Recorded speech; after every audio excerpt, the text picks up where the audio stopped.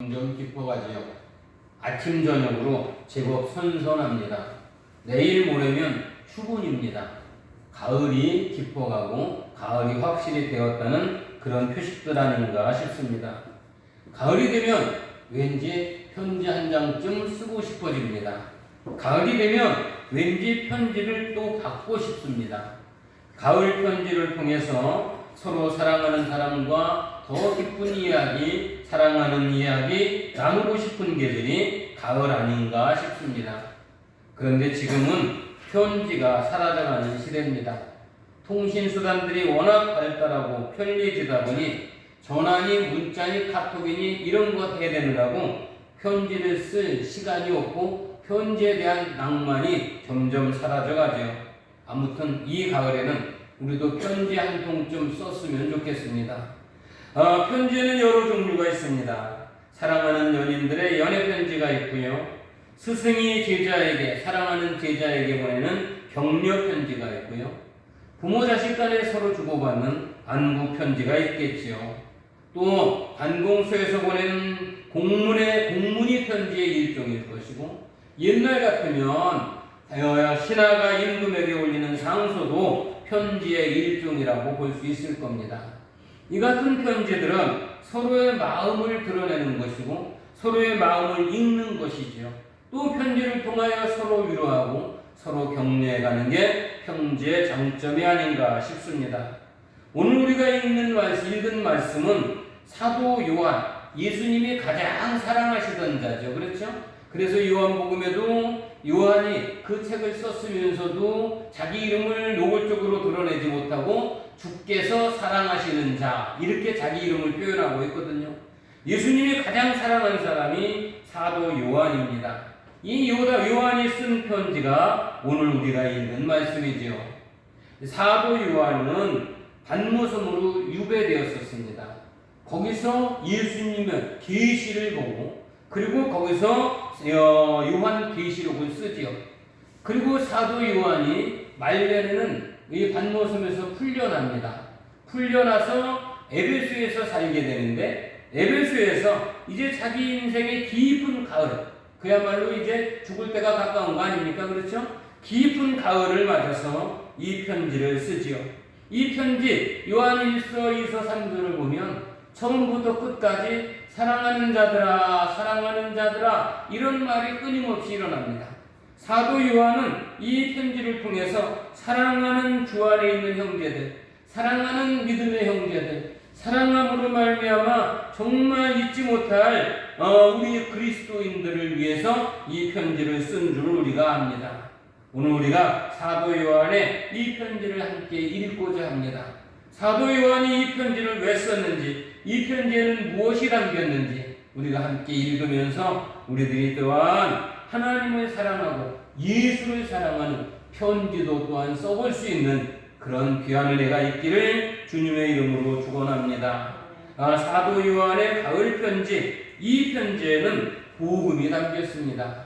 오늘 본문 12절을 보게 되면 자녀들아 내가 너희에게 쓰는 것은 너희 죄가 그의 이름으로 말미암아 사함 받았으며 라고 말합니다. 또 13절에는 아비들아 내가 너희에게 쓰는 것은 너희가 태초부터 계신 일을 알았으며 라고 말하고요. 청년들아 내가 너희에게 쓰는 것은 너희가 악한 자를 이기었습니다 라고 이렇게 말씀합니다. 사도 요한은 이 편지를 보내면서 이 편지가 구원의 이야기다 라고 말씀을 해주고 있는 거죠. 구원의 이야기, 바로 복음입니다. 복음. 신약 성경의 앞에 4권을 우리는 사복음서라고 이야기하죠. 그 사복음서는 예수님의 이야기입니다. 예수님의 이야기를 복음이라고 하는데 굿뉴스라고 말하는 사람들도 있습니다. 굿뉴스는요 좋은 소식입니다. 이 좋은 소식은 기쁜 소식이겠죠. 그렇죠? 누가 어떤 재물을 얻었네, 누가 어떤 지위를 얻었네, 누가 장가가고 시집가네, 이런 좋은 소식들, 이런 기쁜 소식들은 굿뉴스입니다. 그렇지만 사복음서 나타나는 이 복음은 가스펠입니다. 복음입니다. 이 복음은 무엇인가 하면 기쁜 소식은 잠시 기쁨을 주고 그리고 그 시간이 지나면 또 고민하게 할 수 있는 그런 것들이 기쁜 소식이지만 이 복음은 영원토록 기쁨을 주고 영원토록 감사와 감격이 가득하게 하는 게 복음이죠. 그러면 복음은 무엇인가 하면 근본적인 문제를 해결하는 것이 복음입니다. 우리 인간의 가장 큰 문제라면 죄 문제죠. 죄 때문에 인간이 해결할 수 없는 어려운 것들이 얼마나 많은지 모릅니다. 죄 문제만 해결된다면 우리 인간들에게는 사실은 어떠한 것도 문제가 될 수가 없습니다. 죄 때문에 하나님과 관계가 원수가 되었잖아요. 그렇죠? 죄 때문에 하나님께서 주신 이 세상의 모든 물질들, 세상의 모든 것들과 관계가 비틀어졌습니다.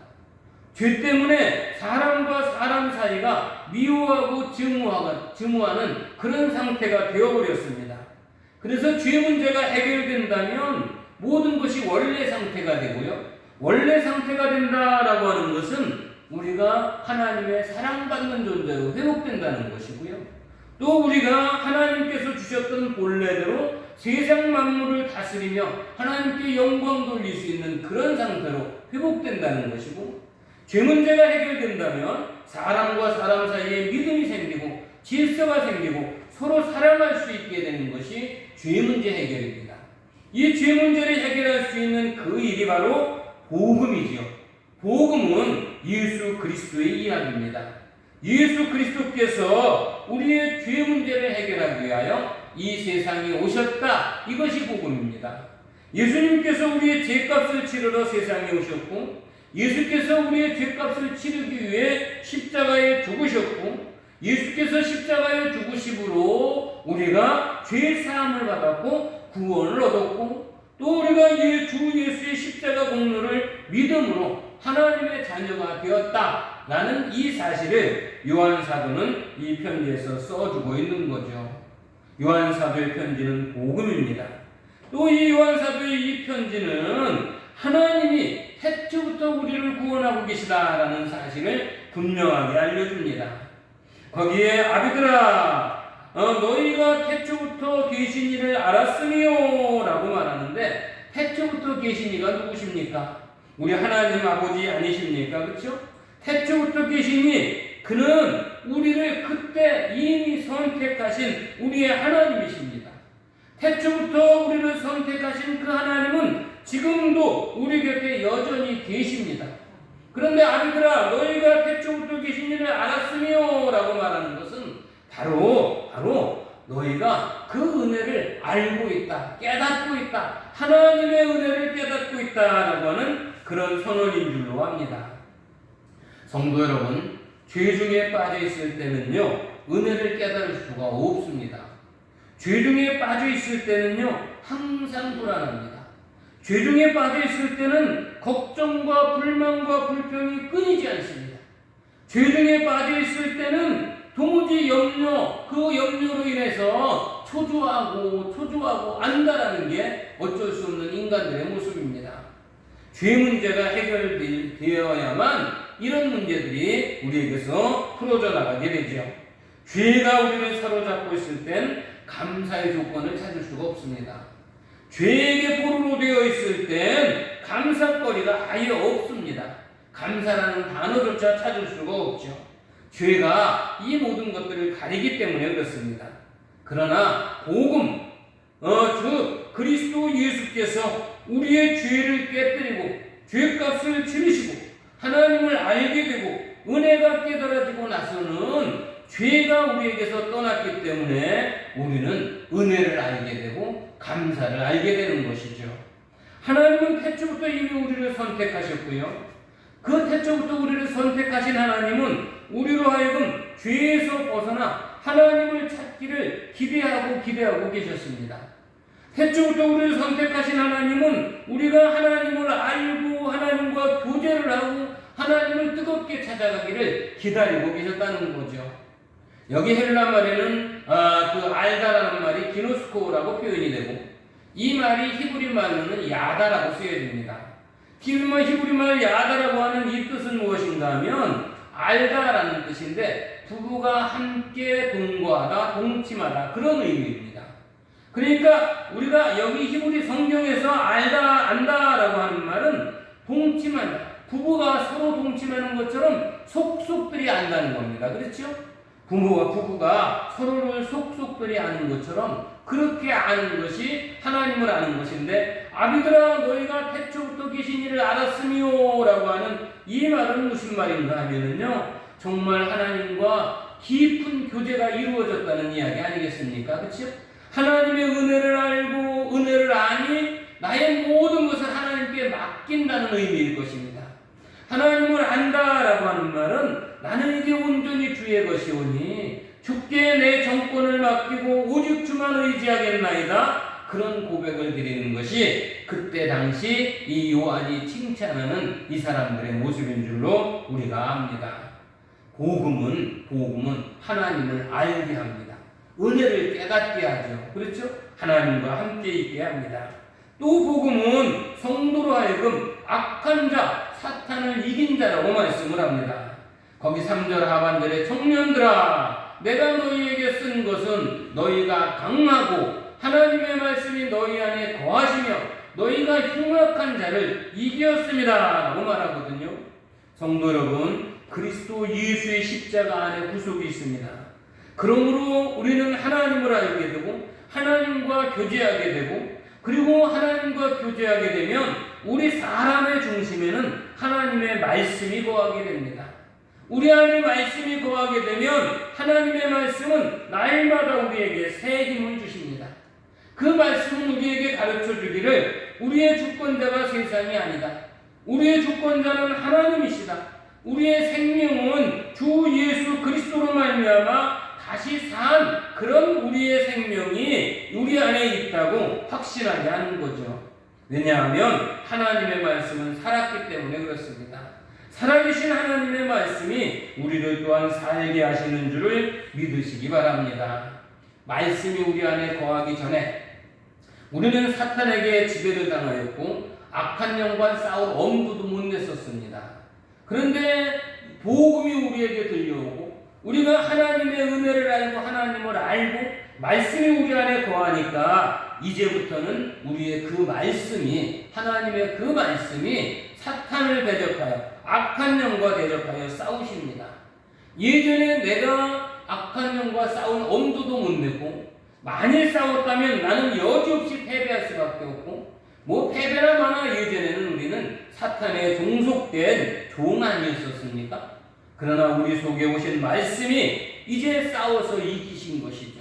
말씀이 싸워서 이기고 우리로 하여금 죄에 속하지 않고 하나님께 속한 하나님의 백성이 되게 하고, 그러므로 더 이상 불안하고 염려하고 고민되고 걱정스러운 것이 아니라 안심하고 감사하고 평안할 수 있는 이런 은총이 우리에게 임했다라는 것이 여기 요한 사도가 우리들에게 가르쳐주는 편지입니다. 우리 성도 여러분들, 이 요한 사도의 편지 복음입니다. 복음. 그 복음은 바로 우리로 하여금 세상을 이기게 하시는 힘이 되시는 줄을 믿으시기 바랍니다. 요한 사도가 쓴 이 편지는 사랑하는 자녀들을 향한 경고, 이 권고지요, 권고. 오늘 15절에 보면 이 세상에 있는 것들을 사랑하지 말라. 누구든지 세상을 사랑하면 아버지의 사랑에 그 안에 있지 않다라고 이렇게 말합니다. 세상에 살지라도 우리는 세상을 거슬러 이기는 자들이 되어야 된다는 겁니다. 그러므로 요한 사도는 우리 인간들이 가지고 있는 어쩔 수 없는 세 가지 욕구들을 이겨야 된다라고 가르쳐 줍니다. 세 가지 욕구 중에 첫째가 육신의 정욕이죠. 오늘 16절에 보면 이는 세상에 있는 모든 것이 육신의 정욕과 안목의 정욕과 이생의 자랑이니 다 아버지께로부터 온 것이 아니요 세상으로부터 온 것이다 라고 말씀을 합니다. 육신의 정욕을 버리라고 합니다. 육신의 정욕이 무엇입니까? 무엇을 먹을까, 무엇을 입을까 하는 데서 오는 그런 것들 아니겠습니까? 남들보다 더 맛난 것을 먹고 싶고, 남들보다 더 뽐나는 자동차를 타고 싶고, 남들보다 더 화려한 옷을 입고 싶고, 남들보다 더 높은 자리에 앉고 싶고, 더 쾌락을 누리고 싶고, 이런 것들이 육신의 정욕이라는 말이죠. 그런데 이런 욕심들이 과하면 추태가 보이죠. 그렇죠? 추태가 보이게 됩니다. 사람마다 더 나은 것을 누리고 싶은 것은 어쩔 수 없는 인간의 본능입니다. 그렇지만 그런 것들을 절제할 줄 아는 것이 인격이지요. 더욱이 다른 사람들에게 본을 보여야 할 그런 자리라면 더욱 본성의 욕구를 절제하는 인격을 보일 수 있는 그런 사람들이 되어야 되지 않겠습니까? 그런데 지금 우리가 보다시피 온 세상은 인격보다는 당장의 눈앞의 쾌락과 눈앞의 화려함을 더 추구하는 것이 세상의 사람들의 본성이 아닌가 싶습니다. 어떤 여인이 남편에게 이혼 소송을 냈어요. 왜냐하면 이 남편이 정말 사업이 잘 되고 돈을 잘 벌었어요. 그래서 이 여인이 남편이 사업이 잘 되니까 정말 화려한 삶을 살았어요. 그야말로 고급 골프 여행을 수시로 다니고 고급 쇼핑을 멈추지 않고 그야말로 남편이 사업이 잘 되는 동안 빵빵 나갔었죠. 그런데 이 남편의 사업이 어려워집니다. 그래서 남편이 아내에게 부탁을 해요. 여보, 전에 잘 나갈 때는 당신이 그렇게 해도 괜찮았는데 이제 좀 어려워지니까 절제하면 어떻겠소? 라고 부탁을 합니다. 그렇지만 이 여인은 한 번 쓰던 그 버릇이 있어서 절제가 안 되는 거예요. 절제를 못하는 거죠. 점점 이 여인은 더욱더 그렇게 절제하지 못하고 그러다 보니까 결국은 파산하고 해버리고 말았어요. 남편의 사업이 망해버렸어요. 형편이 어려워지니까 이 여인이 남편을 상대로 이혼 소송을 냈어요. 나는 더 이상 가난뱅이 당신하고 못 살겠다. 그리고 이혼 소송을 낸 겁니다. 그랬더니 이 남편 쪽에서도 당신이 어떻게 살았는지 보라라고 하며 역소송을 냈어요. 그 결과 어떻게 됐는가 하면 그 여인은 남편에게 일정에게 위자료를 주라라고 판결이 내려졌어요. 왜 그랬던가 하면 남편의 사업이 망해갈 때 조금 더 여인이 절제했더라면 좋았을 것을 그거 절제하지 못하고 오히려 더 화려하게 나감으로 인해서 파산이 급속하게 되었다. 그러므로 남편의 파산을 이 아내는 오히려 위자료를 주고 이혼해야 된다라고 이렇게 판결을 내렸는데요. 육신의 허영은 이와 같이 자신이 망해가는 것도 모르게 만드는 것, 그것이 바로 육신의 허영, 육신의 정욕 아닌가 싶습니다. 이런 육신의 정욕을 버리라라고 말합니다. 안목의 정욕도 버리라고 합니다. 안목의 정욕도 결국은 육신의 정욕으로 나타나는 거죠. 안목의 정욕을 따로 구분한다면 눈으로 지을 수 있는 범죄들을 말합니다. 눈을 가리켜서 마음의 창이라고 합니다. 그래서 어떤 사람의 눈을 보았을 때 그 눈이 맑고 깨끗하면 그 사람의 마음도 순결할 것이라 우리 그렇게 느낍니다. 그런데 어떤 사람의 눈을 봤는데 그 눈이 막지 않고 음흉하면 그 사람의 모든 인생도 음흉하거나 죄에 사로잡혀 있다는 것을 느끼게 됩니다. 우리끼리 얘기지만은요, 무당들의 눈 보면 무섭습니다. 정말 무당들의 눈 보면은요, 정말 이 귀신에게 사로잡히지 않고서는요, 그런 눈을 가질 수가 없어요. 그렇지만 우리 예수 믿는 사람들을 서로 보면은요, 얼마나 좋습니까? 그렇죠? 우리 예수 믿는 사람들은요, 어디에 가도 저 사람 말하고 행동하는 게 예수 믿는 사람 같네? 눈을 보면 예수 믿는 사람 맞아, 이렇게 말할 수가 있거든요. 이게 바로 눈이 나타내는 것 아니겠습니까? 모든 범죄는요, 사실은 근데 눈부터 시작이 됩니다. 하와가요, 사탄의 꼬임을 받았잖아요. 그렇죠? 사탄과 몇 마디 대화하다가 그럼 가자! 그리고 사탄이 그 선악을 알게 하는 나무 밑으로 데리고 가지 않습니까? 그랬더니 이 하와의 눈에 정말 먹음직도 하고 보암직도 하고 지혜롭게 할 만큼 탐스럽기도 한지라. 그래서 범죄합니다. 그 위대한 왕 다윗이 어느 날 저녁 때 이 자기 왕궁의 지붕을 거닐다가 저기서 목욕하는 여인을 봐요. 목욕하는 여인을 보니까 참지 못하고 그 여인을 데려다가 제7계 간음죄를 범하지 않습니까? 그렇죠? 사탄이요, 예수님을 찾아옵니다. 예수님을 찾아와서 예수님에게 돌로 떡을 만들어 먹으라고 안 들으니까 예수님을 높은 탑꼭대기로 데리고 올라가지 않습니까? 그리고 높은 산꼭대기로 데리고 올라가지 않습니까? 그리고 거기서 거기서 예수님께 대하여 이 천하만국이 다 네 것이다. 내게 절해라. 그러면 주겠다라고 미혹을 합니다. 사탄은요, 이와 같이 우리들은 여지없이 꼬입니다. 눈앞에 온갖 것들을 보여주면서요, 정말 우리를 시험하는 줄 우리가 깨달아야 됩니다. 우리의 눈은 볼 것을 볼 줄 아는 지혜가 있어야 됩니다. 이생의 자랑도 버려야 됩니다. 이생의 자랑이란 명예욕, 권세욕 이런 것들을 가리키는 거 아닙니까? 사람들이 어느 정도 먹고 사는 문제가 해결되면요, 그때부터는 권세욕이 발동하고 명예욕에 사로잡히게 됩니다. 교만과 오만이 싹트게 됩니다. 내가 다른 사람보다 우월하다라고 하면 우월주의가 생기고요. 또 나는 이만큼 우월하니까 특권을 누리는 것이 마땅하다라고 착각을 하게 됩니다. 이거 참 큰 문제입니다. 요즘에 연 시끄럽게 떠들어대는 어떤 사람들의 이야기도 여기에서 벗어나지 않는 거죠. 우리 성도 여러분들, 우리요 어느 정도 되었다라고 여기지 마시기 바랍니다.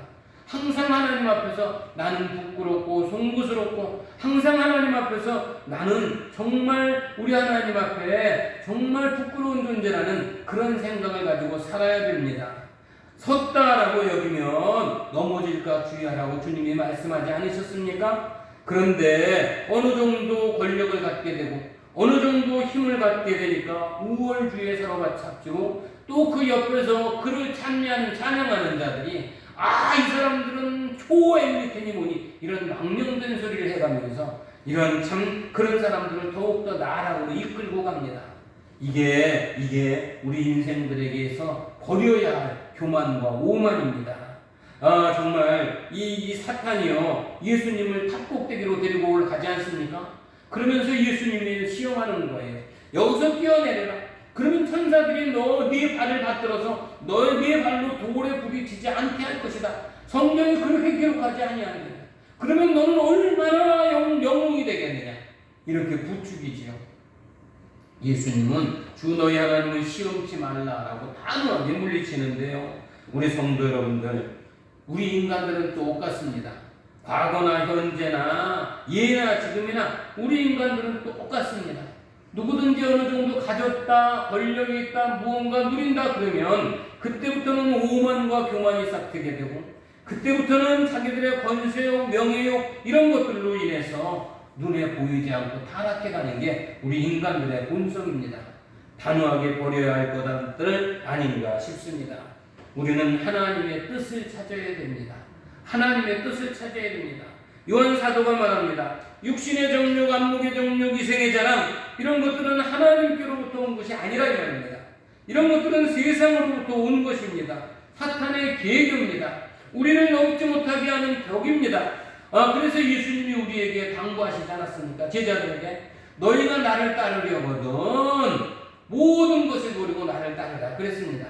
예수님이 말씀하시기를 나를 따르기 위해 집이나 전토나 압이나 이 모든 것을 버린 자는 현세에 갑절이나 받고 영생을 얻지 아니할 자가 없다라고 말씀을 했습니다.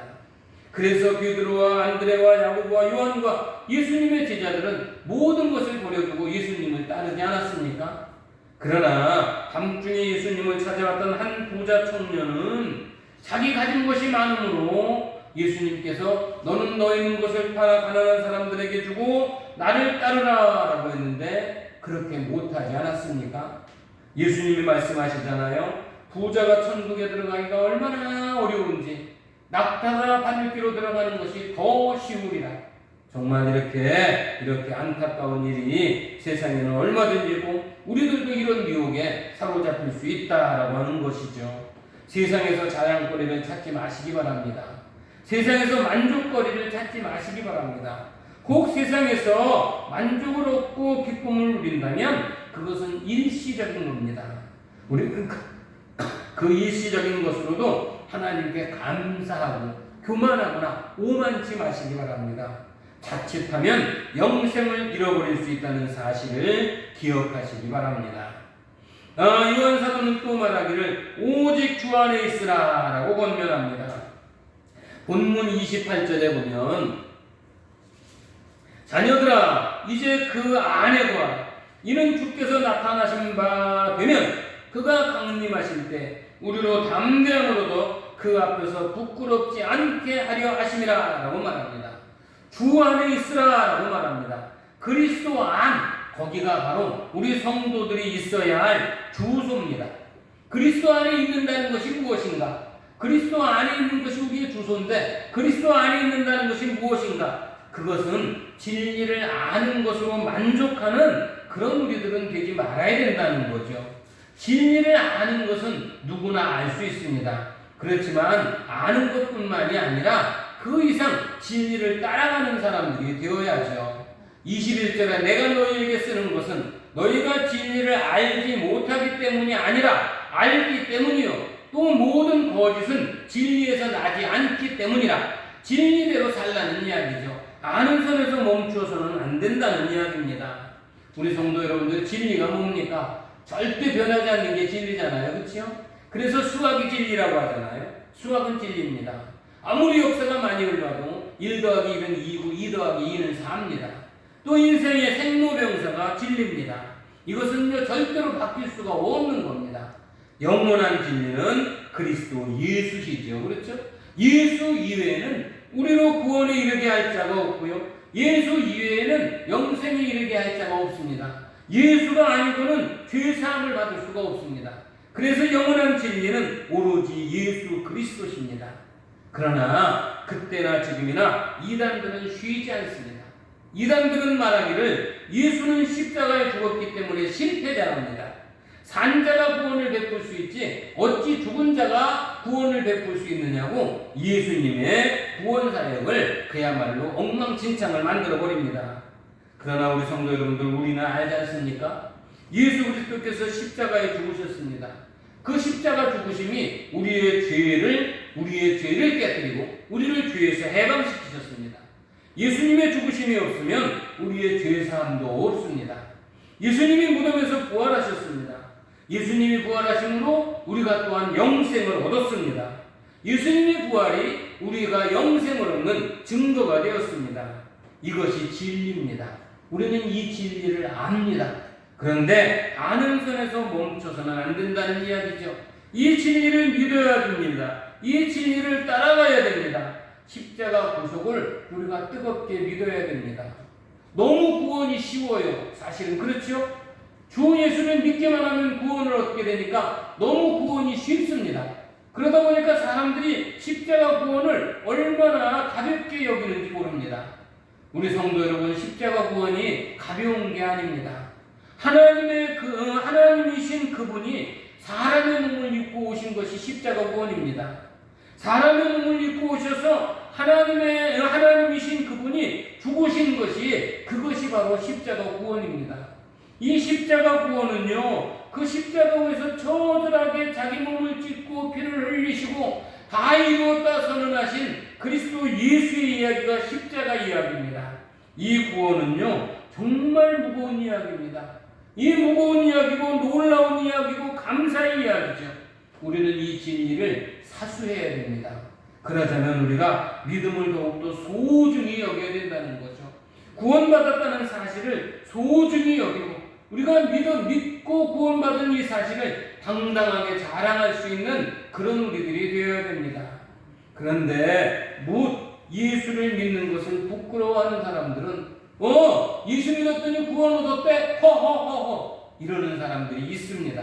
참 우리 그런 어리석음 범치 마시고 내가 구원 얻은 것이 얼마나 큰 은혜인 줄을 정말 심각하게 여기실 수 있기를 주님의 이름으로 부탁을 드립니다. 또 말하기를 주님의 날이 가깝기 때문이라고 합니다. 우리 성도 여러분들, 우리가 주 안에 있어야 됩니다. 왜냐하면 주님의 날이 가깝기 때문입니다. 자, 우리가 이런 찬송을 합니다. 언제 주님 다시 오실는지 아는 이가 없으니 불 밝히고 너는 깨어 있어. 찬송 부르잖아요. 그렇죠? 언제 우리 주님이 오실지 모릅니다.